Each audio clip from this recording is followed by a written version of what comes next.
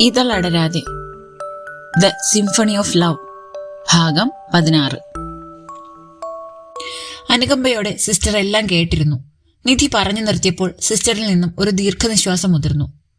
മോളെ, ഞാൻ ആദ്യമേ ഒന്ന് സൂചിപ്പിച്ചിരുന്നില്ലേ, എനിക്കറിയാമായിരുന്നു ഇങ്ങനെയൊക്കെ സംഭവിക്കുമെന്ന്. പോട്ടെ, ഇനി പറഞ്ഞിട്ടെന്ത്? ആ കുടുംബത്തെപ്പറ്റി എനിക്ക് നന്നായി അറിയാം. ലോകം അറിഞ്ഞിട്ടില്ലാത്ത കുറെ കഥകൾ ആ വീടിനെ ചുറ്റിപ്പറ്റിയുണ്ട്. ഞങ്ങളുടെ സഭയിലുള്ള കുറച്ചു പേർക്ക് മാത്രമേ അതൊക്കെ അറിയൂ. മോൾ എടുത്ത തീരുമാനം എന്തുകൊണ്ട് നന്നായി. ആരോടും പറയാതെ പോകുന്നതും നല്ലൊരു തീരുമാനമാണ്. ഭാവിയിൽ ഇവിടെ തന്നെ മോൾക്ക് ഞാനൊരു സർപ്രൈസ് കാട്ടിത്തരാം. ഇപ്പൊ വിശ്രമിക്കൂ. ആദ്യം ഒരു ജോലി കണ്ടുപിടിക്ക്.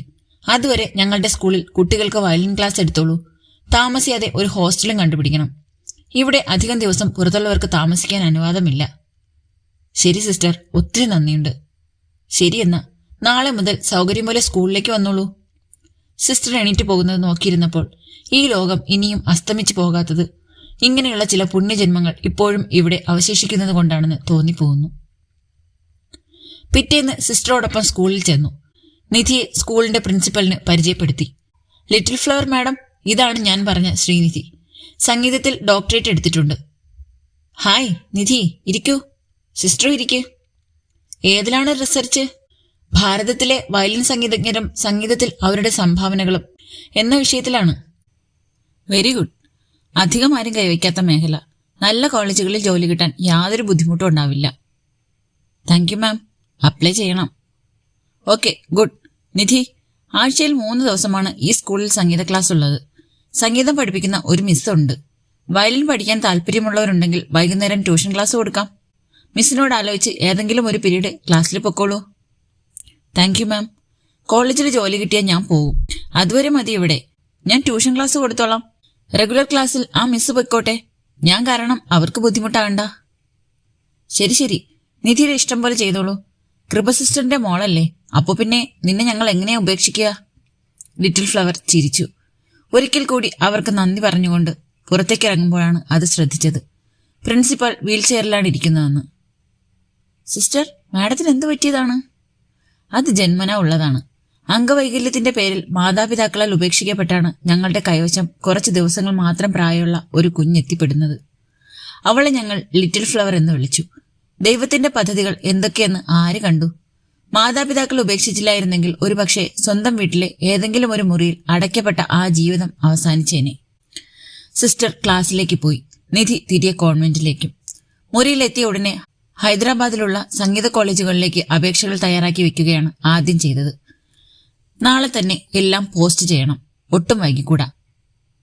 ജെറി ഫ്ളാറ്റിലെത്തുമ്പോൾ വാതിൽ പൂട്ടിക്കിടക്കുന്നു. ഇത്ര രാവിലെ നിധി എവിടെ പോയതാണോ ആവോ? വീട്ടിലെ ഫോൺ 3-4 ദിവസമായി അനക്കമില്ലാതെ കിടന്നതുകൊണ്ട് കടയിൽ നിന്നും ബൂത്തിൽ നിന്നും വിളിച്ചു നോക്കിയതാണ്. Mobile switch off. ചാർജ് തീർന്നതാകുമെന്ന് കരുതി. ലാൻഡ് ഫോണിൽ വിളിച്ചിട്ട് എടുത്തുമില്ല.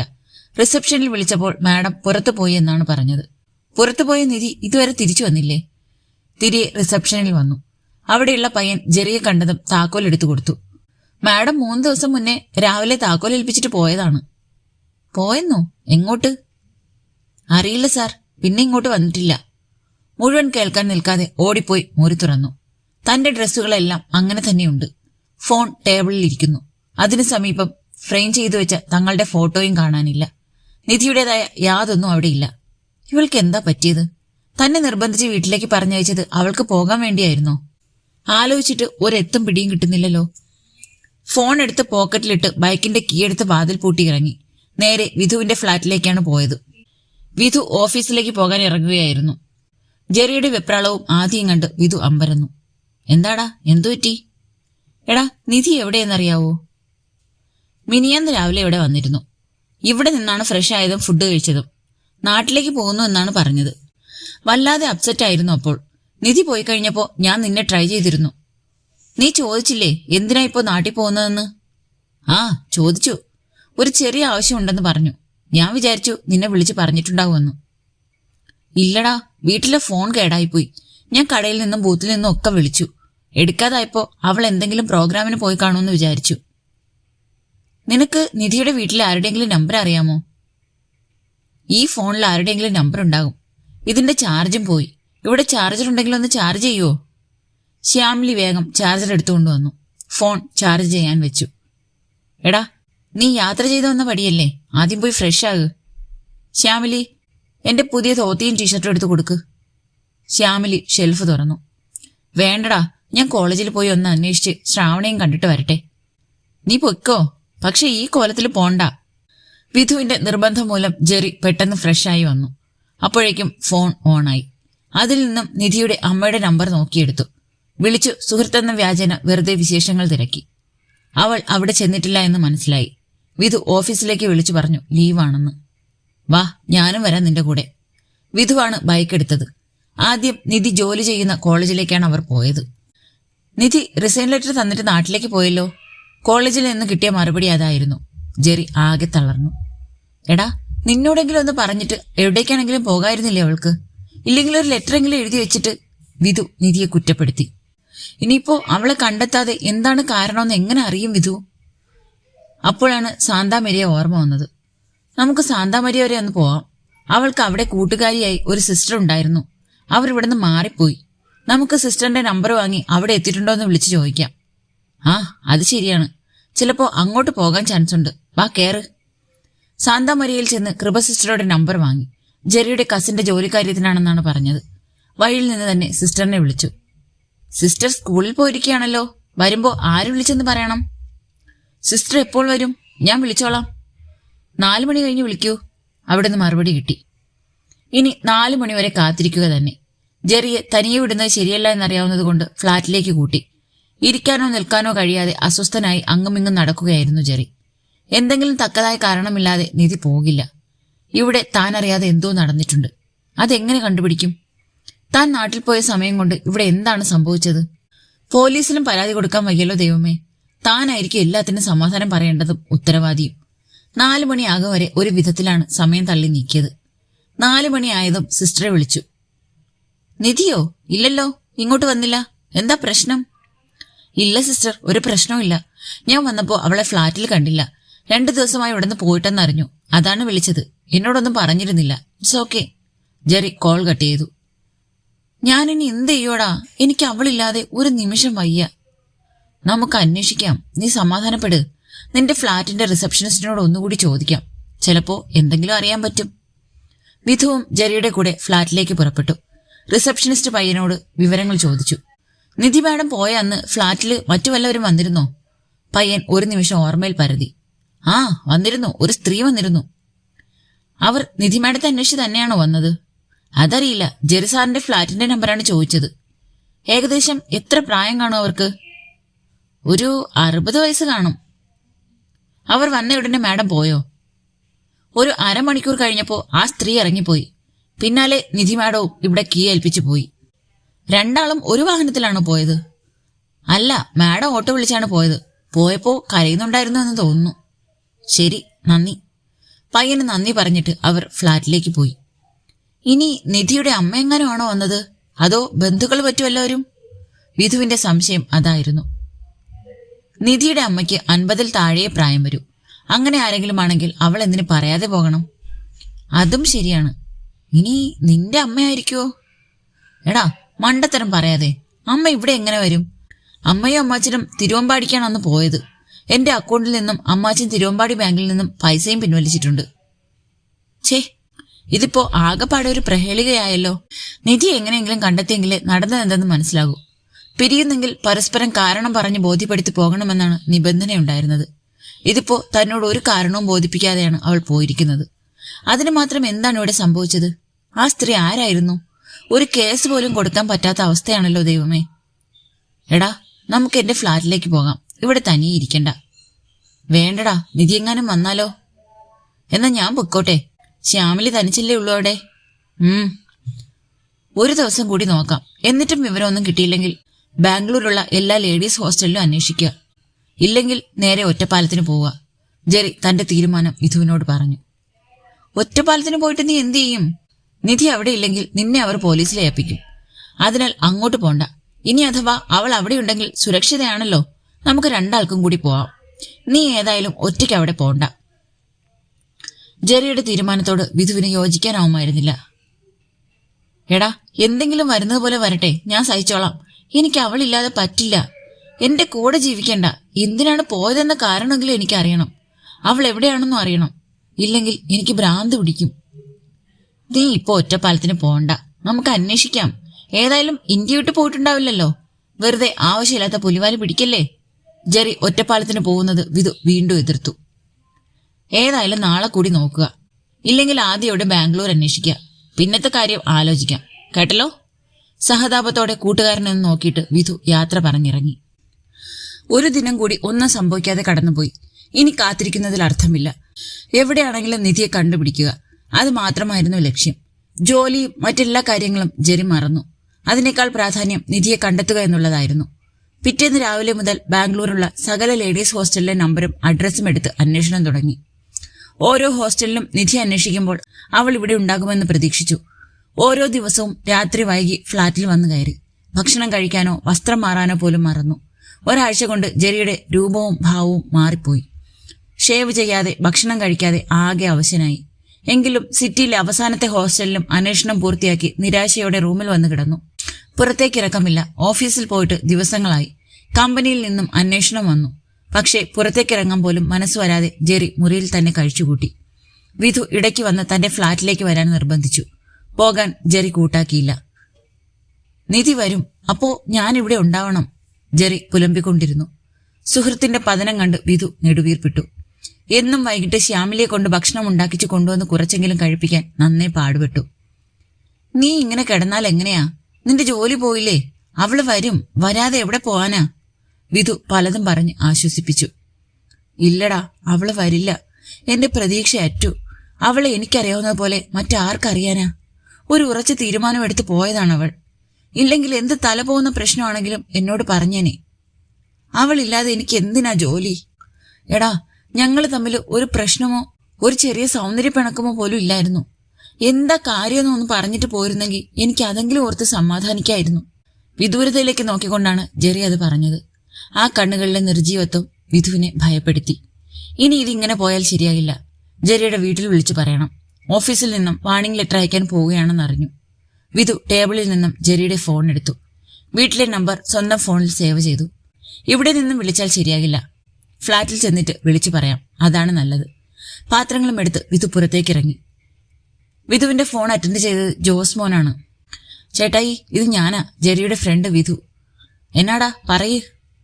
ചേട്ടായി, നിധിയെ ഒരാഴ്ചയായി കാണാനില്ല. ജെറി ഇവിടെ പലയിടത്തും അന്വേഷിച്ചു, ഒരു വിവരമില്ല. അവന്റെ അവസ്ഥ വളരെ പരിതാപകരമാണ്. അവനെ ഇവിടുന്ന് കൂട്ടിക്കൊണ്ടു പോയില്ലെങ്കിൽ നിങ്ങൾക്ക് അവനെ നഷ്ടപ്പെടും. വിധുവിന്റെ വാക്കുകൾ കാതിൽ അപകടത്തിന്റെ അപായമണി മുഴക്കി.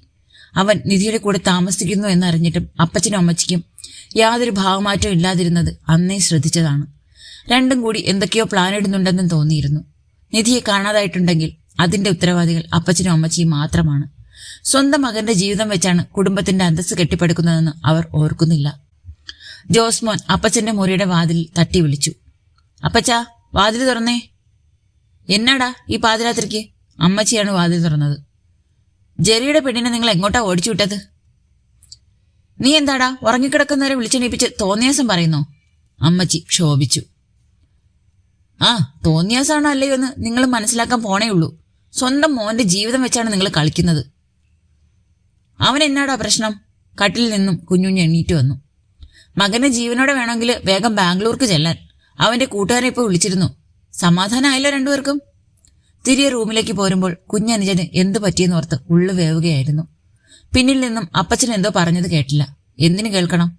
അവനൊന്നും സംഭവിക്കാതിരുന്നാൽ മതിയായിരുന്നു. ക്രൂശിത രൂപത്തിന് മുന്നിൽ നിന്ന് കുരിശി വരയ്ക്കുമ്പോൾ മനസ്സു നിറയെ അതായിരുന്നു പ്രാർത്ഥന. എടാ ജോസ്മോനെ, വാതിൽ തുറന്നേ. വാതിൽ തുറന്ന ജോസ്മോന്റെ മുഖത്ത് അപ്പച്ചനോടുള്ള നീരസം തെളിഞ്ഞു നിന്നു. നീ ഇങ്ങോട്ട് വന്നേ. യാന്ത്രികമായി അപ്പച്ചന്റെ പിന്നാലെ നടക്കുമ്പോൾ ഇനി എന്താണ് അപ്പച്ചന്റെ അടുത്ത വക്രബുദ്ധിയെന്ന് ആലോചിക്കുകയായിരുന്നു. ഹാളിലെ സോഫയിലിരുന്ന അപ്പച്ചന്റെ മുന്നിൽ നിർദ്ദേശത്തിനായി കാത്തു നിൽക്കുമ്പോൾ അനുജന്റെ ദയനീയ രൂപമായിരുന്നു മനസ്സിൽ. നീയും ജയിക്കും കൂടി ഇപ്പോൾ തന്നെ ബാംഗ്ലൂർക്ക് പോണം. ജെറിയെ കൂട്ടിക്കൊണ്ടുവരണം. ഇങ്ങോട്ടല്ല, മൈക്കിളച്ചന്റെ അടുത്തേക്ക്. ഞാൻ രാവിലെ ചങ്ങനാശ്ശേരി വരെ പോയി വിവരങ്ങൾ പറയാം. അവനെ അച്ഛന്റെ അടുത്താക്കണം, അതാണ് നല്ലത്. ഓ, അപ്പോ എല്ലാ കണക്കുകൂട്ടലും നടത്തിയാണ് അപ്പച്ചൻ മുന്നോട്ട് നീങ്ങുന്നത്. മോൻ മാനസികമായി തകർന്നു കിടക്കുകയാണെന്ന് അറിഞ്ഞിട്ടും വല്ല കുലുക്കം ഉണ്ടോന്ന് നോക്കിക്കേ. എല്ലാം എത്ര ഈസി ആയിട്ടാ പറയുന്നത്. എന്താടാ ഒരാലോചന? ഞാൻ പറഞ്ഞത് കേട്ടില്ലെന്നുണ്ടോ? കേട്ടപ്പച്ചാ, ഇതിന്റെയൊക്കെ വല്ല ആവശ്യം ഉണ്ടായിരുന്നോ? നിന്നോട് ഇങ്ങോട്ട് ചോദ്യങ്ങൾ ചോദിക്കാനല്ല പറഞ്ഞത്, പറയുന്നത് അനുസരിക്കാനാണ്. കരിങ്കല്ലിന് കാറ്റ് പിടിച്ചതുപോലെ ഇരിക്കുന്ന ഈ മനുഷ്യനോട് എന്ത് പറയാൻ? സ്വന്തം പിതാവായിപ്പോയില്ലേ? ആ ചെയ്യാം. അപ്പച്ചൻ പറഞ്ഞില്ലെങ്കിലും ഞാൻ ബാംഗ്ലൂർക്ക് പോയേനെ. ജയിക്കിനെ ഞാൻ വിളിച്ചു പറഞ്ഞിട്ടുണ്ട്. നാളെ ജോമോൻ കടയിൽ ഇരുന്നോളും. എന്നാ ശരി. അപ്പച്ചൻ എണീറ്റ് പോയി. അല്പനേരം കൂടി അവിടെ നിന്നിട്ടാണ് ജോസ്മോൻ മുറിയിലേക്ക് പോകുന്നത്. അരമണിക്കൂറിനുള്ളിൽ ജയിക്ക് എത്തി. ജോസ്മോൻ ഡ്രസ്സ് മാറി നിൽക്കുന്നുണ്ടായിരുന്നു. അപ്പോൾ തന്നെ അവർ പുറപ്പെട്ടു. രാവിലെ 5 മണിക്ക് ബിജുമോന്റെ ടാക്സി വിളിച്ച് കുഞ്ഞുഞ്ഞ് ചങ്ങനാശ്ശേരിക്ക് പോയി. ചങ്ങനാശ്ശേരി ഇൻഫന്റ് ജീസസ് മെഡിക്കൽ സെന്ററിന്റെ ഡയറക്ടറാണ് മൈക്കിൾ പെരുമ്പുന്നയിൽ. കുഞ്ഞുഞ്ഞിന്റെ മൂത്ത ജ്യേഷ്ഠനാണ് മൈക്കിൾ അച്ഛൻ. ജ്യേഷ്ഠനായതുകൊണ്ട് എപ്പോഴും ഏതു നേരവും അവിടേക്ക് ചെല്ലാം. തിരക്കാകെ മുന്നേ കാണണം. ഇല്ലെങ്കിൽ ഏത് കുടുംബക്കാരിയുമായാലും അച്ഛനെ കാണാൻ പറ്റില്ല. ആശുപത്രിയും അതിന്റെ കാര്യങ്ങളുമായി നിന്നു തിരിയാൻ സമയമുണ്ടാകില്ല അച്ഛന്. അതാണ് അതിരാവിലെ പുറപ്പെട്ടത്. അവിടെ എത്തുമ്പോഴേക്കും അച്ഛൻ രാവിലത്തെ കുർബാന കഴിഞ്ഞു വന്ന് പ്രാതൽ കഴിക്കാനുള്ള ഒരുക്കത്തിലായിരുന്നു. അപ്പോഴാണ് കുഞ്ഞുഞ്ഞ് മുറിയിലേക്ക് കയറി ചെല്ലുന്നത്. ആ, നീ രാവിലെ എത്തിയോ? രാവിലെ ആകുമ്പോ അച്ഛന് തിരക്കുണ്ടാകില്ലല്ലോ. വാ, കാപ്പി കുടിച്ചിട്ട് സംസാരിക്കാം. അച്ഛൻ ഡൈനിങ് ഹാളിലേക്ക് കടന്നു. പിന്നാലെ കുഞ്ഞുഞ്ഞും. എടാ ഓനാപ്പി, ഒരു ചായ കൂടി വേണം. അച്ഛൻ കുശിനിയിലേക്ക് നോക്കി വിളിച്ചു പറഞ്ഞു. കുശിനിക്കാരനാണ് ഓനാപ്പി. കൊല്ലങ്ങളായി ഇവിടെയാണ്. 9 മക്കളുള്ള ഒരു കുടുംബത്തിൽ ഒന്നെങ്കിലും ഇച്ചിരി ഭക്ഷണം കഴിച്ച് കിടക്കട്ടെ എന്നും പറഞ്ഞ് ജേഴ്സൺ അച്ഛന്റെ കാലത്ത് ഓനാപ്പിയുടെ അപ്പൻ കൊണ്ടാക്കിയതാണ് ഇവിടെ. അന്ന് ഏതാണ്ട് 10-12 പ്രായം കാണും. ഓനാപ്പിയെ അച്ഛൻ സ്കൂളിലൊക്കെ വിട്ടതാണ്. എന്തു ചെയ്യാം, 10ാം ക്ലാസ്സിലെത്തിയപ്പോൾ ഓനാപ്പിക്ക് വയസ്സ് 19 കഴിഞ്ഞു. ഒടുവിൽ ഓനാപ്പി അന്നത്തെ അപ്പച്ചനോട് പറഞ്ഞു, അച്ചോ, ഞാൻ അടുക്കളയിൽ എന്തെങ്കിലും വെച്ചുണ്ടാക്കി തരാം. ഇനി എന്നോട് പഠിക്കാൻ പോകാൻ പറഞ്ഞേക്കല്ല്. അന്ന് ആയുധം വെച്ച് കീഴടങ്ങിയതിൽ പിന്നെ മാറി മാറി വരുന്ന അച്ഛന്മാർക്ക് വെച്ചു വിളമ്പലാണ് പണി. കെട്ടുപ്രായമായപ്പോൾ പെണ്ണ് കെട്ടിക്കാനും അച്ഛന്മാരൊരു ശ്രമം നടത്തി നോക്കി. ഓനാപ്പിക്ക് പെണ്ണും വേണ്ട, പെടക്കോഴിയും വേണ്ട. പിള്ളേരുണ്ടായാൽ അതുങ്ങളെ വളർത്തണം, പഠിപ്പിക്കണം. അതൊക്കെ വലിയ മെനക്കേടാ അച്ചോ എന്ന് തീർത്ത് പറഞ്ഞതോടെ ഓനാപ്പി സ്വതന്ത്രനായി മേടയിൽ അടുക്കളയിൽ വിഹരിക്കുന്നു. ഇപ്പോൾ ഓനാപ്പിക്ക് 55 വയസ്സായി. എങ്കിലും യാതൊരു ആരോഗ്യ പ്രശ്നങ്ങളുമില്ലാതെ അച്ഛന്മാരെയും അവരുടെ വിരുന്നുകാരെയും ഇടയ്ക്ക് മെത്രാനച്ഛനെയും ഊട്ടുന്നു. അതിൽ ഓനാപ്പി സംതൃപ്തി അടയുന്നു. 10 മിനിറ്റിനകം ഓനാപ്പി കാപ്പിയുമായി വന്നു. അയ്യോ, ഇതാര്? കുഞ്ഞുഞ്ഞപ്പാപ്പനോ? രാവിലെ പോന്നു അല്ലേ? ഓനാപ്പി തന്നേക്കാൾ പ്രായമുള്ള എല്ലാവരെയും അപ്പാപ്പൻ എന്നാണ് വിളിക്കുക. ആ വന്നടാ. കുഞ്ഞുഞ്ഞ് കമിഴ്ത്തി വെച്ചിരുന്ന പ്ലേറ്റ് എടുത്ത് നിവർത്തി വെച്ചു. കാസറോളിൽ നല്ല ചൂടുള്ള പാലപ്പവും പച്ചക്കറി കുറുമയും. അത് പാത്രത്തിലെടുക്കുമ്പോൾ ഓനാപ്പി ക്ഷമാപണം പോലെ പറഞ്ഞു, അച്ഛന് നൊയമ്പാ, അതാണ് ചിക്കൻ വെക്കാത്തത്. സാരമില്ലടാ, ഇത് തന്നെ ധാരാളം. അത് കേട്ടപ്പോഴാണ് ഓനാപ്പിക്ക് സമാധാനമായത്. ഓനാപ്പിയുടെ കൈപുണ്യം കൊള്ളാമല്ലോ എന്ന് അപ്പം മുറിച്ച് കുറുമയിൽ മുക്കി വായിൽ വെച്ചപ്പോൾ കുഞ്ഞുഞ്ഞ് ഓർത്തു. ഭക്ഷണം കഴിഞ്ഞ് മൈക്കിളച്ചൻ കഴിച്ച പാത്രവും എടുത്ത് അടുക്കളയിൽ കൊണ്ടുപോയി കഴുകി വെച്ചു. കുഞ്ഞുഞ്ഞിന്റെ പാത്രം എടുക്കുമ്പോൾ ഓനാപ്പി പറഞ്ഞു, മൈക്കിളച്ചൻ കഴിച്ച പാത്രം ആരെ കൊണ്ടും കഴുകിക്കുകയല്ല. അവനോന്റെ എച്ചിൽ പാത്രം അവനോൻ കഴുകുന്നതിൽ എന്താ തെറ്റെന്നാ അച്ഛൻ പറയുക. അത് കുഞ്ഞുഞ്ഞിനും അറിയാം. മൈക്കിൾ ചെറുപ്പം മുതലേ അങ്ങനെയായിരുന്നു. നന്നായി പഠിക്കുമായിരുന്നു. വീട്ടിൽ നിന്നാൽ പഠിത്തം നടക്കില്ല. തൂമ്പയുമായി പറമ്പിലേക്ക് ഇറങ്ങേണ്ടി വരുമെന്ന് അറിയാവുന്നതിനാൽ സെമിനാരിയിൽ പോകാൻ തീരുമാനിച്ചപ്പോൾ എല്ലാവരും വിലക്കിയതാണ്. കുടുംബത്തിലെ മൂത്ത ചെറുക്കനാണ്. അപ്പന്റെ കൂടെ നിന്ന് കുടുംബം നോക്കി നിൽക്കേണ്ടതിന് പകരം അവൻ സെമിനാരി പോണെന്ന്. അതിനിടെ കുഞ്ഞുഞ്ഞും ഔസേപ്പച്ചനും ചാക്കോച്ചനും ഉണ്ടല്ലോ. ഞാൻ ഏതായാലും പോകാൻ തീരുമാനിച്ചു. പോകുന്നതൊക്കെ കൊള്ളാം. ഒടുവിൽ ഉടുപ്പും ഊരി കുടുംബത്തിന്റെ മാനം കളയരുത്. ഓഹ്, അതോർത്ത് അപ്പച്ചൻ വിഷമിക്കണ്ട. ഞാൻ ഉറച്ച തീരുമാനത്തോടെയാ പോകുന്നേ. മൈക്കിൾ പറഞ്ഞ വാക്ക് പാലിച്ചു. പുത്തൻ കുർബാന നാടൊട്ടുക്ക് വിളിച്ച് ആഘോഷമായി നടത്തി. പിന്നീട് അച്ഛൻ തന്നെയാണ് കുടുംബത്തിലെ ഏത് പ്രശ്നങ്ങൾക്കും അവസാന വാക്കും തീർപ്പ് കൽപ്പിക്കുന്നവനും. കുടുംബത്തിലെ ആർക്ക് എന്ത് പ്രശ്നം വന്നാലും അച്ഛനെ സമീപിക്കും. ആർക്കും ഒരു മുഷിപ്പും കൂടാതെ രമ്യതയിൽ പരിഹരിക്കാനും അച്ഛൻ മിടുക്കനാണ്. ഒരു തരത്തിൽ പറഞ്ഞാൽ അച്ഛനാണ് കുടുംബത്തിന്റെ നെടുന്തൂണ്. കുടുംബാംഗങ്ങൾ തമ്മിലുള്ള ഐക്യവും കെട്ടുറപ്പും അച്ഛനെ ചുറ്റിപ്പറ്റിയാണ്. ആ, എന്താടാ പ്രശ്നം? നീ ഇന്നലെ വിളിച്ചെന്ന് പറഞ്ഞിരുന്നു. ഞാൻ ഇച്ചിരി തിരക്കിലായിരുന്നു. കസേരയിൽ ഇരുന്നു കൊണ്ട് അച്ഛൻ ചോദിച്ചു. പറയാം. നമ്മുടെ ജെറി ബാംഗ്ലൂർ ഒരു നായര് പെണ്ണുമായി ഒന്നിച്ച് താമസം തുടങ്ങിയിരുന്നു. ആ പെണ്ണിപ്പോൾ അവനെ ഇട്ടേച്ചും പോയി. ചെറുക്കൻ അവിടെ ഊണും ഉറക്കമൊന്നുമില്ലാതെ കിടക്കുവാണെന്ന് അവന്റെ കൂട്ടുകാരൻ വിളിച്ചു പറഞ്ഞു. ജോസ്മോനും ജയിക്കും അവനെ കൊണ്ടുവരാൻ പോയേക്കുക. ഈ അവസ്ഥയിൽ അവനെ വീട്ടിലോട്ട് കൊണ്ടുപോകുന്നത് ശരിയാവുകയല്ല. അതുകൊണ്ട് ഇവിടെ കുറച്ചു കാലം താമസിപ്പിച്ച് വല്ല കൗൺസിലിങ്ങും കൊടുത്ത് ഒന്ന് ശരിയാക്കി വിടണം. കാര്യം ഇതുതന്നെയാകുമെന്ന് അച്ഛൻ അറിയാമായിരുന്നു. കുഞ്ഞുഞ്ഞും എൽസിയും അറിയാതെ ആ കുട്ടി അപ്രത്യക്ഷയാകില്ല. ജെറി എല്ലാ കാര്യങ്ങളും തന്നോട് പങ്കുവയ്ക്കുമായിരുന്നു. ആ കുട്ടിയും തന്നോട് സംസാരിച്ചിട്ടുണ്ട്. നല്ല ബുദ്ധിയും വിവേകവും വകതിരിവുമുള്ള കുട്ടിയായിരുന്നു അത്. തന്റെയും കൂടി മൗനാനുഭവത്തോടെയാണ് അവർ ജീവിതം ആരംഭിച്ചത്. കുറച്ചു കഴിഞ്ഞിട്ട് വീട്ടിൽ പറഞ്ഞാൽ മതിയെന്നും നിർദ്ദേശിച്ചത് താൻ തന്നെയായിരുന്നു. കുറെ കാലം ഒന്നിച്ച് ജീവിച്ചവരെ പിരിക്കാൻ പറ്റില്ല എന്ന് വിചാരിച്ച താനാണ് മണ്ടൻ. അനുജന്റെ വക്രബുദ്ധി ഇത്രത്തോളം പ്രശ്നങ്ങളെ കൊണ്ടെത്തിക്കുമെന്ന് ആരറിഞ്ഞു? എത്ര സന്തോഷത്തോടെ അവർ ജീവിച്ചുകൊണ്ടിരുന്നത്. അതിനിടയിലേക്കാണ് ചെകുത്താന്റെ ബുദ്ധിയുമായി അപ്പന്റെ നുഴഞ്ഞുകയറ്റം. തുടരും. അടുത്ത പാട്ടുമായിട്ട് അടുത്ത ദിവസം കാണാം കേട്ടോ.